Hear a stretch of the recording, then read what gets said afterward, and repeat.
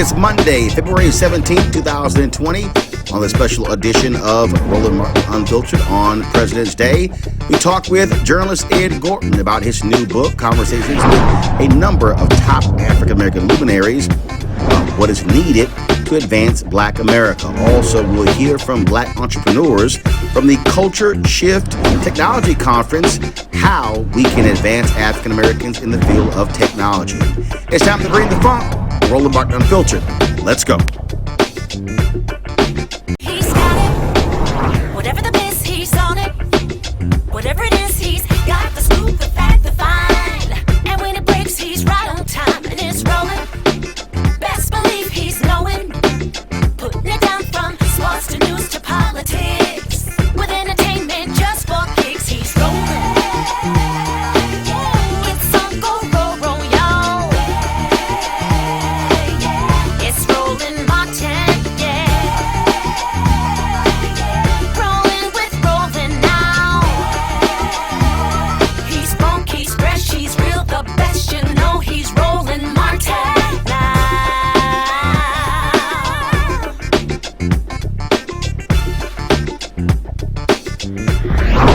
Martin.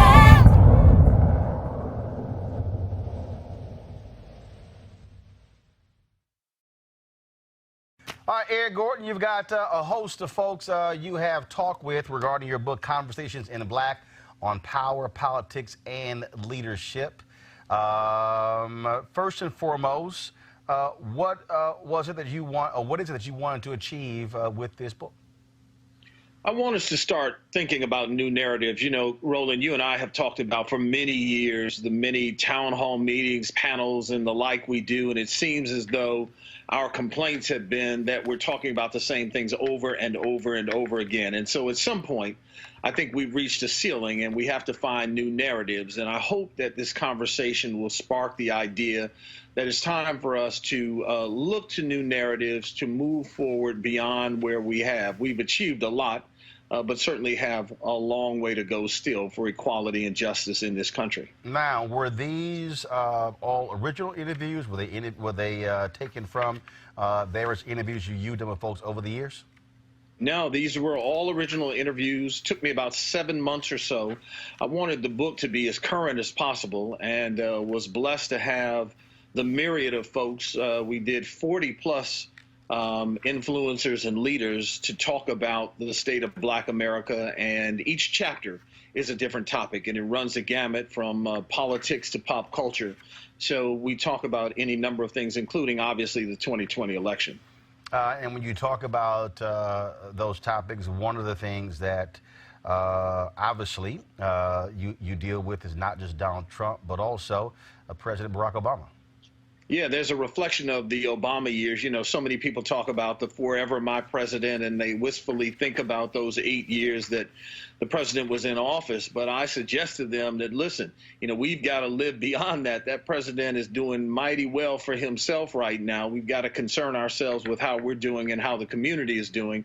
But we do have a reflection. You know, you and I have talked about historically how presidents are gauged, and you need a historical distance from their administration often to really kind of see what that administration was. And so we take a look back at those 8 years and see where the African-American community landed. And it's also insightful because we have people like Eric Holder in the book who obviously was right there front and center. Well, one of the things that I think is interesting is when I look at what Mark Morial had to say when he said the National Urban League did a report on President Obama and found that one of the things we struggled with was the standard by which we evaluate Barack Obama. Do we evaluate him in comparison to what I call the mythical super Negro, super politician, Superman standard? Here's what I don't quite understand, okay? He was the 44th president. How did the National Urban League evaluate other presidents? Isn't the standard simply you look at the issues you care about, and then where does the president come down on it? I think that statement right there, with all due respect to my frat brother Mark Morial, speaks to the problem of Black leadership. That what happened was we kept looking at Obama as the first and ignored that he was the 44th. Yeah, and I think you'll see that in the book. There's a chapter about Black leadership, And there's a chapter about, within that chapter, I should say, we talk about what I see as untouchables in our community, at least publicly. And that would be President Obama, civil rights organizations, civil rights leaders, HBCUs. Sometimes it's difficult for us to find ways to evaluate them publicly fairly. But what you will find is there are those who suggest that even though there was that dichotomy of how you judge President Obama, there were some very frank discussions in the book about the things that people thought he did right, and certainly some of the things that people thought he did wrong, or certainly had missteps as relates to a community that gave you 95+% of their vote. I love what Harry Belafonte had to say when he talked about how do we evaluate black leaders today, when he says that America is in a crisis. I have no faith that what we have achieved in the past will bear fruit in the president, the Black Caucus, and a number of people who sit as the voice of Black America have their work to do. And I think what people always forget is that the reality is every generation is responsible for doing their part. In fact, that was something that I was talking to Bernard Shaw a few months ago when I was talking about NABJ, when we were going after CNN for no black leadership. He said, every generation has had to do this. Now it's your turn. Yeah, and I think that you see that. And the other thing that happens with every generation is there's that generational shift of power, if you will, and nobody wants to concede that power when they've been the leaders for X number of generations. We're starting to see that shift. Mr. Belafonte is one example. Jesse Jackson is another. These people who've been long in the tooth in this fight have been on the front lines for so very long, but it's difficult sometimes for leaders like Reverend Jackson and others to step away and concede that there's another group behind you and perhaps that should be in front of you now to lead this fight. And so what I'm most proud of within this book is the very frank and honest conversations that I think are had between those. It's interesting because the book reads as if we're having a genuine and actual conversation, as you might imagine, with the 40+ people. The caliber of trying to pull all of those calendars together would have been impossible to get us all in the room together, but it reads as if we were having a discussion. So I was kind of the linchpin, and then I put the responses together so it reads as though we're all talking.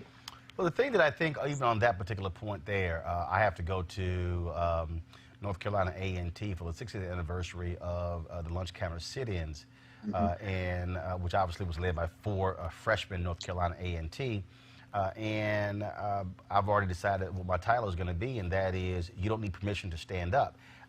I think one of the biggest issues that I have is that we want certain people to move aside, as opposed to, no, you keep doing what you do, but then now I'm also going to do what I do.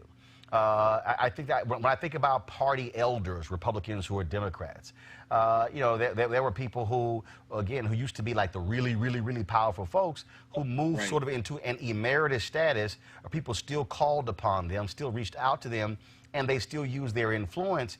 And I think there's always this constant fight.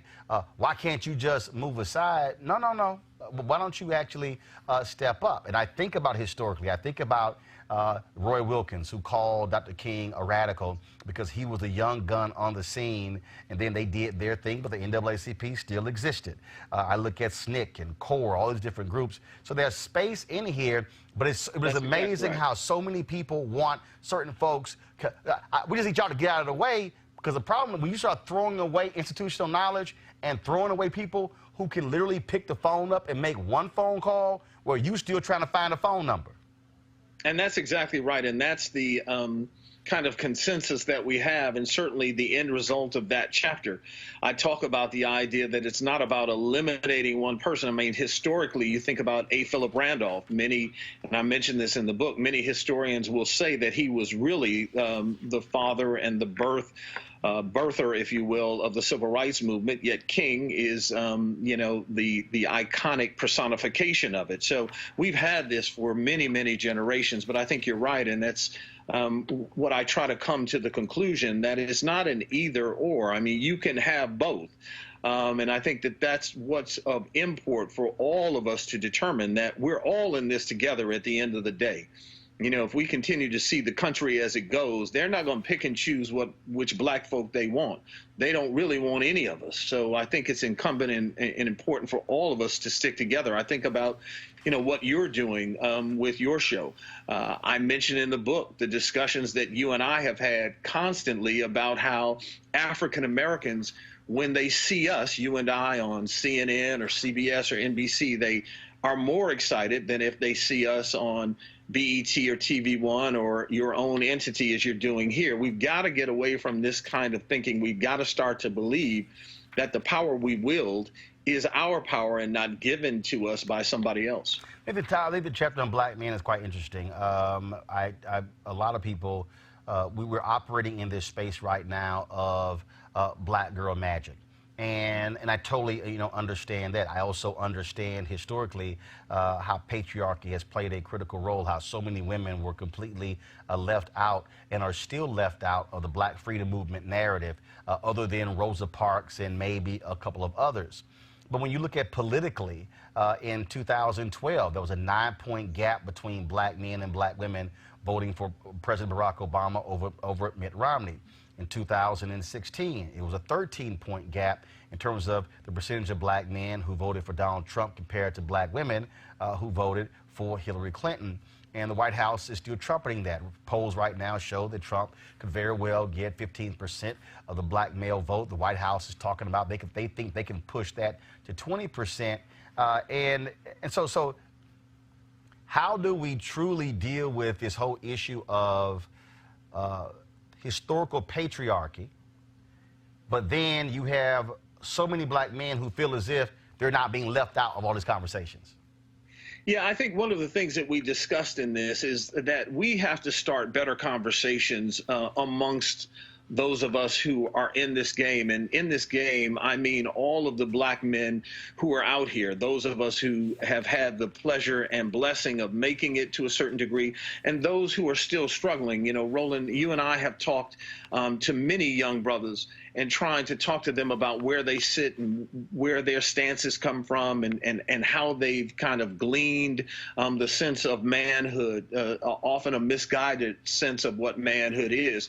And so I think it's incumbent upon all of us to really sit down. What I will applaud sisters for, and what they've done better through Essence and other means, is kind of have this sense of camaraderie and a sense of togetherness. And I don't know that we've found that enough in trying to define what modern day manhood is all about and the expectation of what that should be. I think fraternities do it well in one sense, but I think it's got to be a broader base, a broader scope.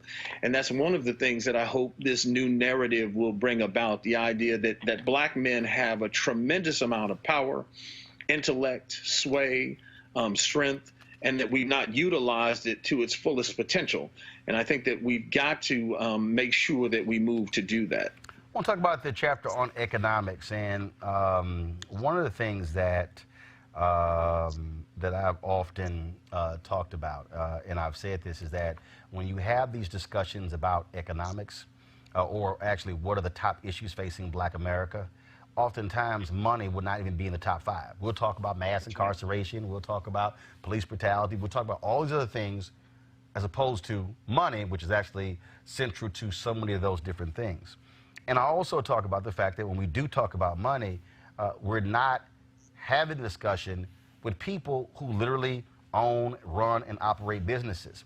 And so when you were putting this together, the folks to talk to here, and I'm looking at the people in this particular chapter, were you also thinking about that, those who pontificate about money, wealth building, things along those lines, and those who actually make it a part of their daily life, that is, they own something and are building something?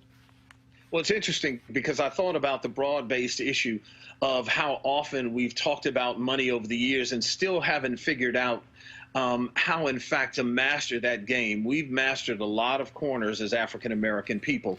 We've mastered a lot of corners that we've been pushed out of or kept out of for many years. And the economic puzzle and the sense of money and how we gain power from money has not been one of those corners that we have mastered. You're exactly right.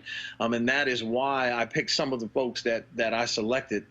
Rich Lou Dennis, who, not only became a brilliant owner of Shea Moisturizer and is one of those folks, he and his mother are close to being the next list of those billionaires, those black billionaires that we like to talk about. And obviously his purchase of Essence magazine and bringing that back into black ownership was so very important.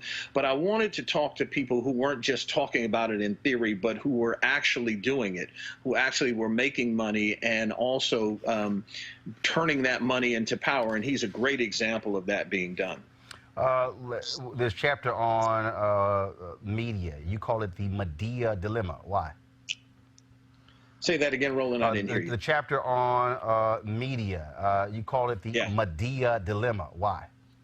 Yeah, I think that what we found with Tyler Perry is there are still a lot of people who are ridiculously proud of what he's been able to do as a mogul, but still have some sense of a dilemma as to whether or not they think that his art is buffoonery or not. It's one of those things. Jamie Foxx once told me, you have a double-edged sword as an African-American entertainer. He says, a Jewish comedian can come out and joke about eating bagels and lox, but I have to think about the idea of what I owe my people and whether I can do a joke about fried chicken and watermelon. And so there's this dichotomy of us being proud of him on one hand and in some corners questioning the art that he puts out on another.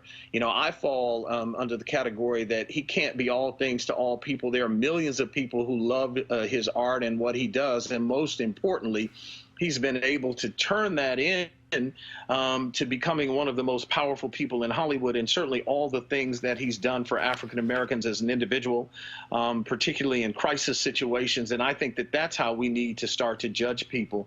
If you don't like the movies, you don't have to go to those movies, but it's an interesting conversation that is had amongst all of those in the book. Again, 40 plus people, not all 40 in every chapter, but we've got voices from everywhere. And I also talk about the importance of news and being able to tell your own stories. Again, a conversation that you and I have had privately for many, many years. I sort of laugh at the whole back and forth that people have with Medea. And the reason I do is because Dustin Hoffman put on a dress, Tootsie. Robin Williams, Mrs. Doubtfire, Gerald put on the dress. Wilson, decades ago. Flip Wilson as well. And then people go back and forth, well, when it comes to black masculinity, but the reality is I've seen a whole bunch of, strong black men. I really believe, and this is just flat out, I really believe that one of the fundamental issues, which I think from beginning of this book go to the end, is that one of the biggest issues that we face is a desperate need for a massive reprogramming of black America. And what I mean by that is when, so like for instance, right now, all these people, you got all the people who are all upset and they're trashing Tyler Perry's movie, A Fall from Grace, on Netflix. Bruh, do you know how many movies I could watch on Netflix that made by other people? And some I think are bad, some I think are good, some I think are great, but I'm not sitting here just losing my mind. I just think that Tyler Perry has become this huge bullseye. And I think a lot of people, I think a lot of it's jealousy. I think there is this belief that one person somehow has to be all things to all of us, when the fact of the matter is, I can look at movies by Tyler Perry, by Spike Lee, by Malcolm Lee, by Antoine Fuqua, by Ava DuVernay, by Sally Richardson Whitfield. I can name so many different black directors, but it's just interesting to me the visceral reaction that people have towards Tyler Perry. I agree, and that's why we spent so much time in talking about this quote unquote dilemma in the chapter. And I think I agree with you 100%. You know, I talk about Woody Allen and the movies that he made over the years. And I haven't seen one of them. I have not watched a single Woody Allen movie from beginning to end because they don't appeal to me. And that's my point. But Chris Rock loves them. Yeah, there you go. Yeah, and that's my point. And I agree with you 100%. It was the same thing that many people had grief with BET when it first started to come into its popularity. You know, we have to stop thinking about these one chair, one seat, one opportunity things for African Americans, because you can't be all things to all people. Tyler Perry is just one talented person in a myriad of talented people that should be given opportunity in Hollywood to make all different kinds of movies. So I think that this sense of reevaluation, if you will, in terms of how we look at things, what we produce, what we deem. You know, we talk about, there's a chapter called Am I Black Enough for You? It goes back to that whole question of who defines authentically black, who hands out these mythical black cards, and that notion. You know, we've got to start talking about some things that we've let lie on the table for far too long, and we hope that that's what this book will do. We encourage people to read it with a group of folks and start your own conversations, and then most importantly, don't let it stay and die on the vine as a conversation. You need to move this to actionable items.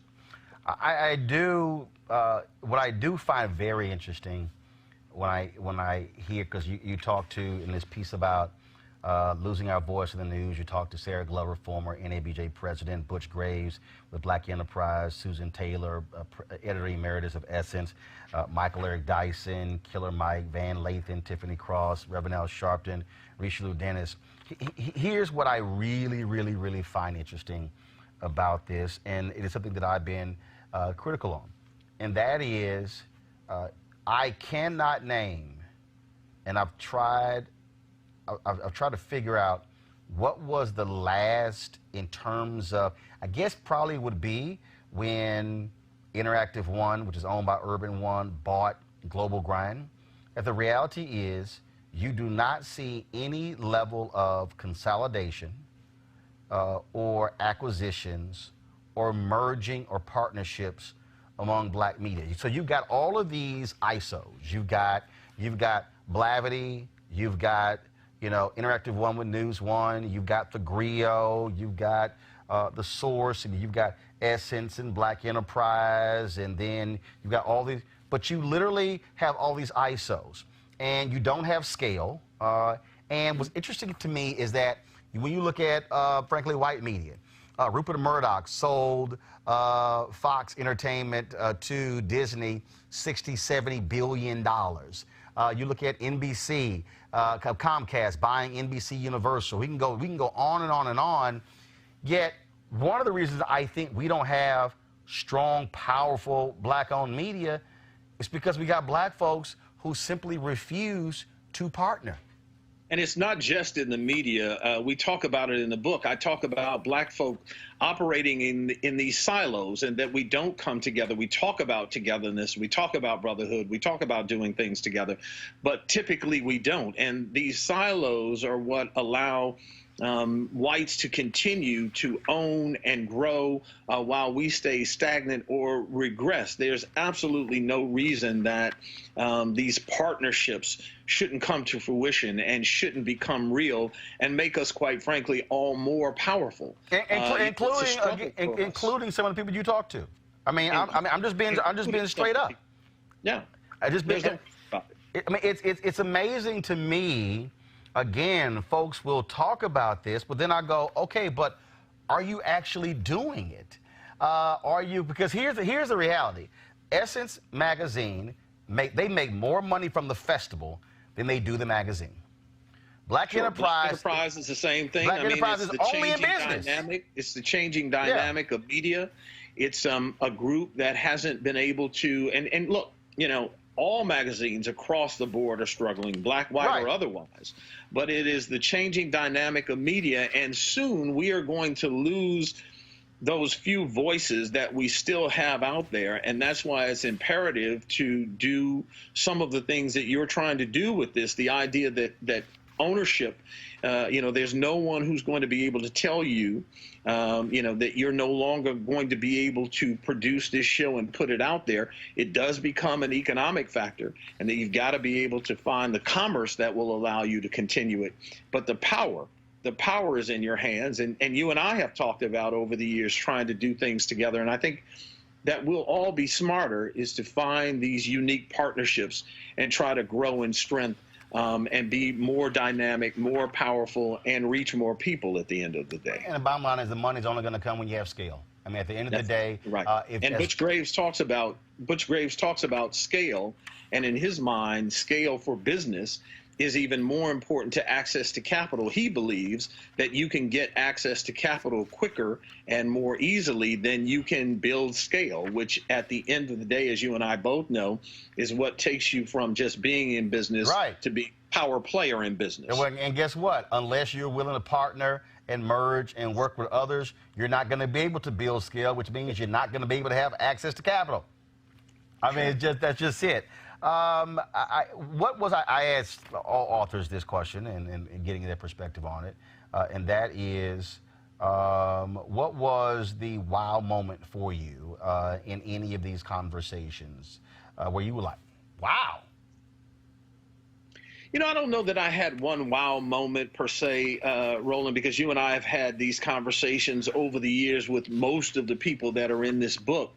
I was most pleased, I think, and the wow moment came from some of the candid nature. Sometimes people are more apt to be more candid with you when you're not sitting in front of a camera, and it's not for just the psychological thought of public consumption that a camera obviously affords you right away. Someone like Maxine Waters, who's always very boisterous and candid out front, but some of the other people became more candid.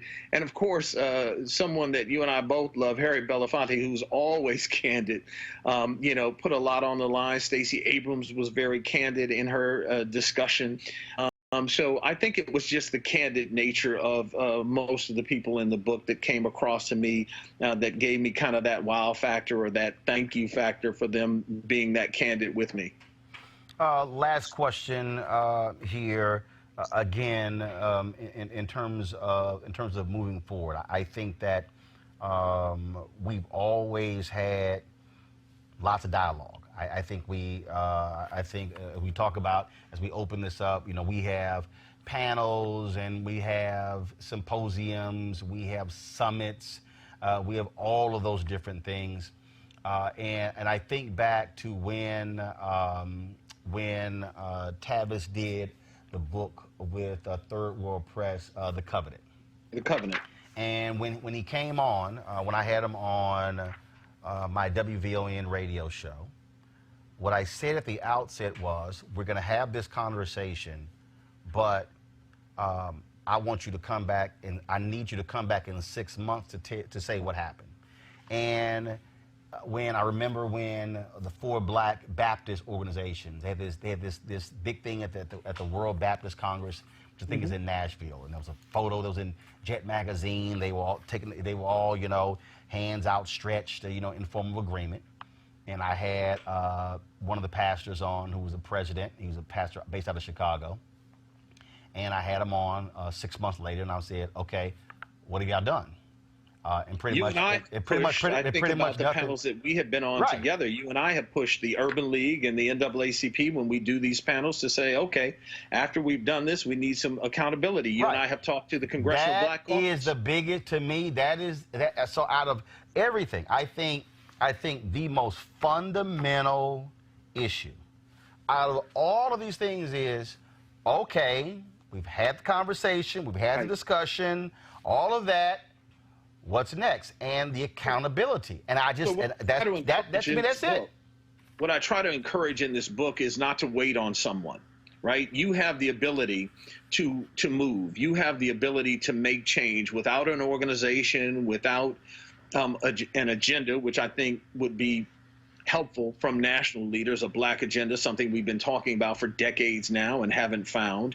But the encouragement we hope that comes out of this conversation is to get people to understand in each one of these ventures and these issues and these topics that we talk about, you don't have to wait for someone else to make change and to make it work for you, that you have innately the power and the ability to do it for yourself and to make change. And so we hope that this will be a spark for people to believe in that and to move forward. Because if everyone took care of their house, their block, their neighborhood, their city, their state, we'd be a lot better off than just waiting for, the Messiah to come down from the mountain. Yep, that's it. So, folks, the book is called Conversations in Black on Power, Politics, and Leadership by Ed Gordon. And again, the folks who he's talked to, again, from Congresswoman Maxine Waters, Stacey Abrams, Eric Holder, Jamel Hill, Dio Healy, as well as Tarana Burke, Reverend Dr. William Barber,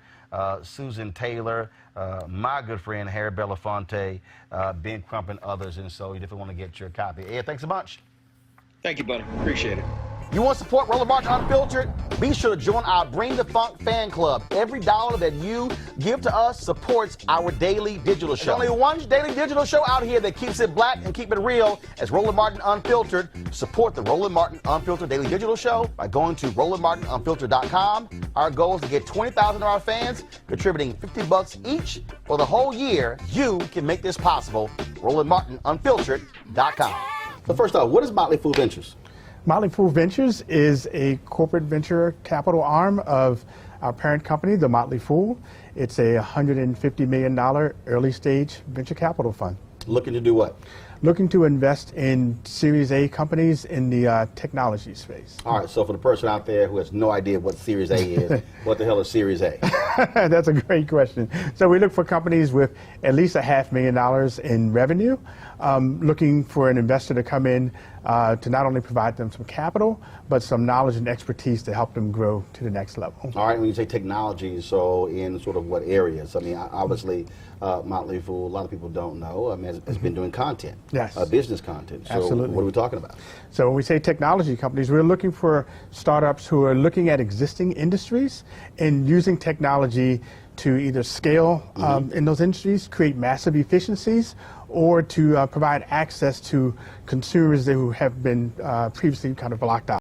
A lot of fintech falls into that access category. So let's say, okay, again, somebody's watching right now. What's fintech? Fintech is the intersection of finance and technology. If you think about a company like a Robinhood, which is making investing in stocks accessible to a broad range of people who were left out of the old system, that would be the fintech and the access, a good example of that. I mean, sort of what we're doing. So when TV One ended my show, I launched my own digital show, The Goal is to Build a Digital Network. Yes. And what that's about, because when you look at, there are 8 black cable networks out there, and they do 1,344 hours of content a week, not 1 hour of news. And so African Americans are craving information, but when you look at the sources, we're having to rely on MSNBC or some other outlets, but they are not doing on a consistent basis what is black targeted, black specific. And that's one of the things that we've done. And so not been a bad year, done about 100 million views, 345 million minutes, and so the audience is saying we want more of it. And I think that's sort of where we're going. I believe is that, look, we're 24 years away from nation being a majority of people of color, and so what is happening is people of color who are black, who are Latino, who are Asian, Native American, they're saying, okay, I'm not getting what I need from existing entities because frankly they don't look like me, they're not run by people who look like me. And I think that's what's going on, and I think corporations better understand that, otherwise they're going to be turning to other sources. Yeah, and I think, as you said, the country is getting more diverse and the opportunities are just getting more diverse. I think there's a social element to it, but there's an economic element as well. I mean, there are a lot of consumers who are craving quality opportunities, and it's a great opportunity for people to reach into all audiences to make sure that their message is heard. And when people are underserved, people like you are going to step in. I mean, look, it was so interesting that our TV One CEO said, hey, we only sold $1 million of advertising for this show. I personally sold $700,000 last year. Wow. So it's like, I didn't have a sales team. That was just me. I'm like, oh, give me that sales team. I can show you how to sell it. Yeah. And again, and so I think one of the things that is happening is that you're having people who are, yes, looking at what's happening in the world. I mean, I look at what Cheddar did, sort of targeting young folks when it comes to business. I think there's so many people make the assumptions that people know what the hell is happening out here, and it's like, no.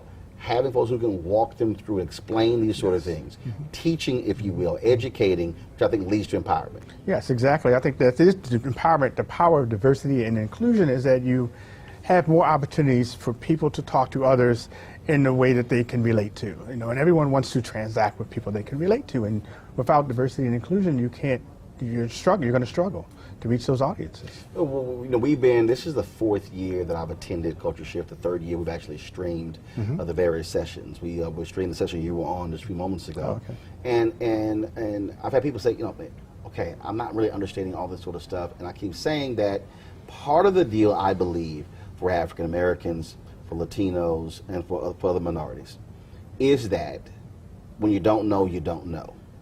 And the reality is, we have been locked out of these conversations for a very long time.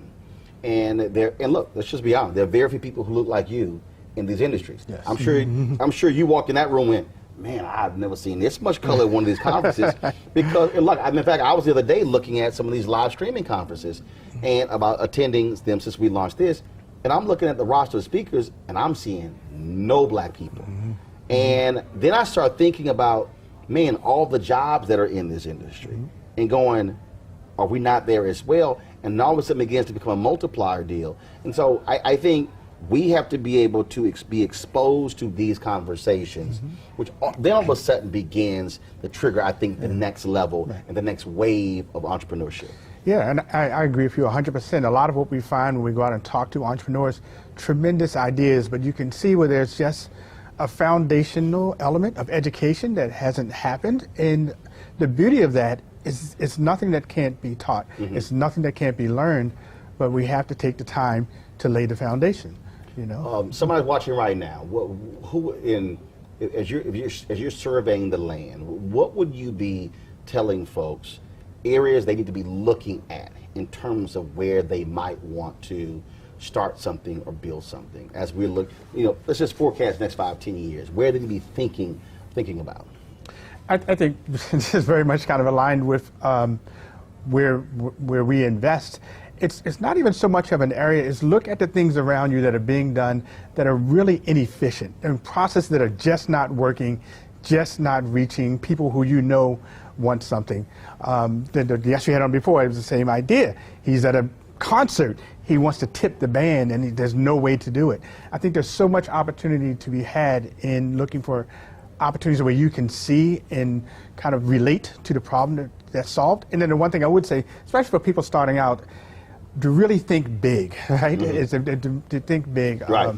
To really get to that the level. Well, I have people who literally said, so wait, you're going to actually do a 5-day-a-week digital show.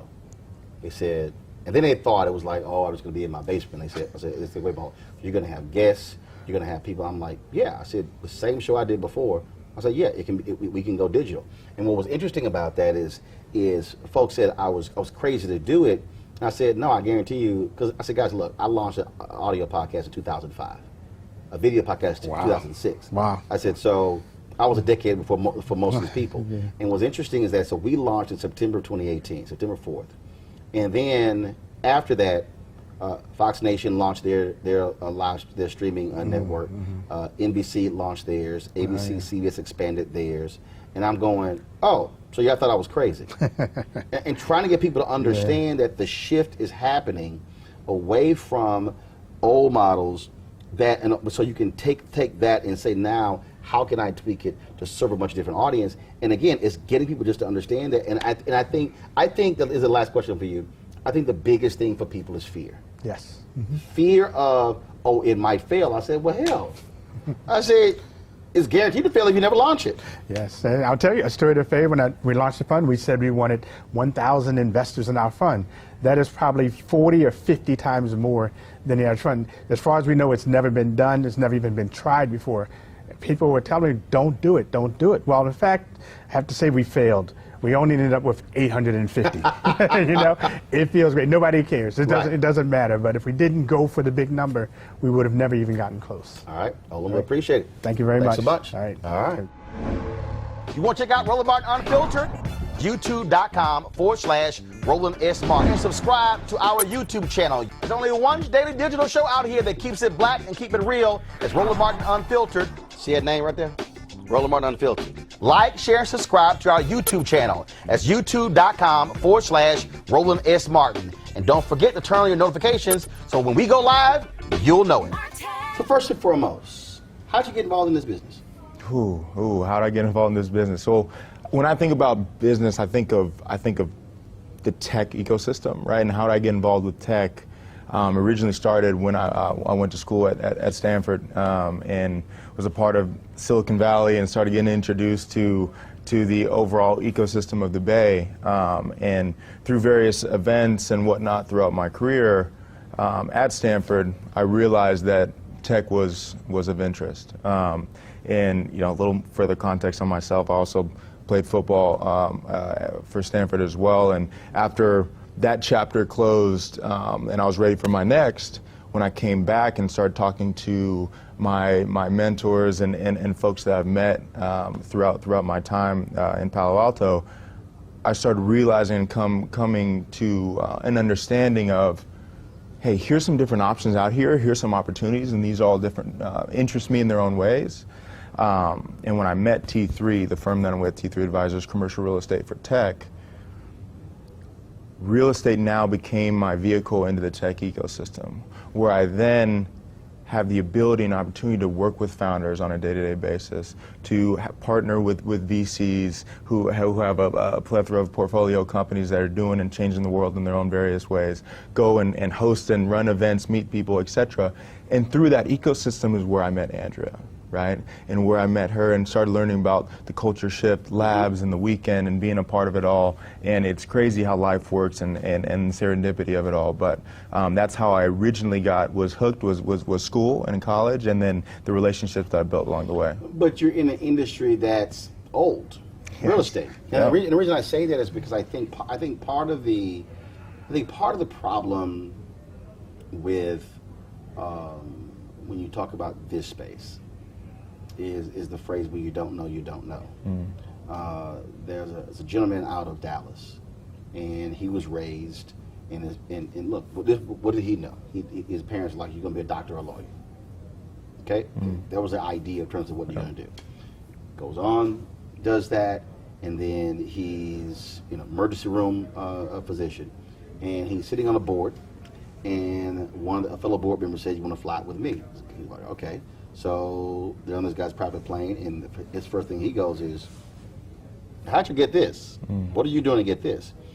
And this guy was investing in healthcare companies. So here was a guy who was in healthcare. And he ended up launching his own fund, become highly successful. But he wasn't, but he was introduced to it when he was an adult. He was already in the industry. And that's the thing, I think, for so many of us. The reality is, we only know what we see.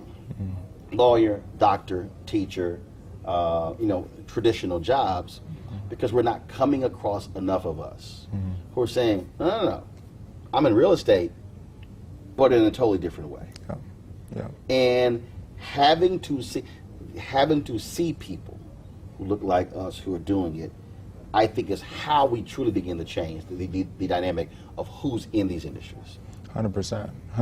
And I'll hit on 2 points that you mentioned there, right? First being the overall real estate industry being old, and to me, if you'd told me I'd end up in real estate, I would have told you no chance, right? I told you I got an engineering. Because your idea of real estate was this. Oh, exactly, right? Was the dog eat dog kind of, old white men, kind of been doing it for 30, 40 years, sharp elbows, that's Put not on some boots, go out and look at a piece of land. Exactly, right? Exactly, right? It's something that I never saw myself a part of, and I think that's to your point, when I was forced to look at that next chapter outside of being a professional football player, right, or professional athlete, which has come down to in the next, we started in 2000.